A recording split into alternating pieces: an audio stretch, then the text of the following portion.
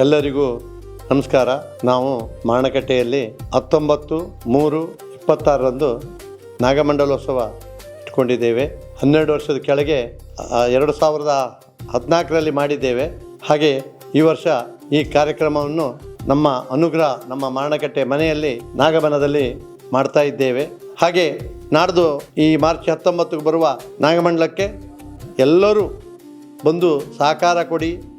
ಯಾಕಂತೇಳಿದರೆ ಒಂದು ನಮ್ಮ ಈ ಪರಶುರಾಮ ಸೃಷ್ಟಿಯಲ್ಲಿ ನಾಗಾರಾಧನೆ ಮತ್ತು ದೈವಾರಾಧನೆ ಇದು ಪ್ರಾಮುಖ್ಯ.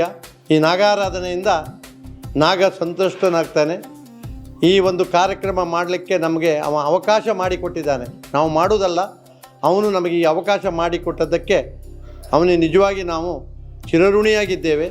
ಹಾಗೆ ಈ ಕಾರ್ಯಕ್ರಮಕ್ಕೆ ತಾವೆಲ್ಲರೂ, ಕೆಲವರಿಗೆ ಪತ್ರಿಕೆ ಸಿಗದೇ ಇರ್ಬೋದು, ಹೇಳಲಿಕ್ಕೆ ಆಗದೇ ಇರ್ಬೋದು, ಇದೇ ಆಮಂತ್ರಣ ಎಂದು ತಿಳಿದು ನೀವು ಎಲ್ಲರೂ ಆ ದಿವಸ ಬೆಳಿಗ್ಗೆ ಬಂದು ನಾಗನ ಪ್ರಸಾದವನ್ನು ಪಡೆದು, ಹಾಗೆ ಮಧ್ಯಾಹ್ನ 12 ಗಂಟೆಗೆ ಮಹಾ ಅನ್ನ ಸಂತರ್ಪಣೆ ನಡೆಯುತ್ತದೆ.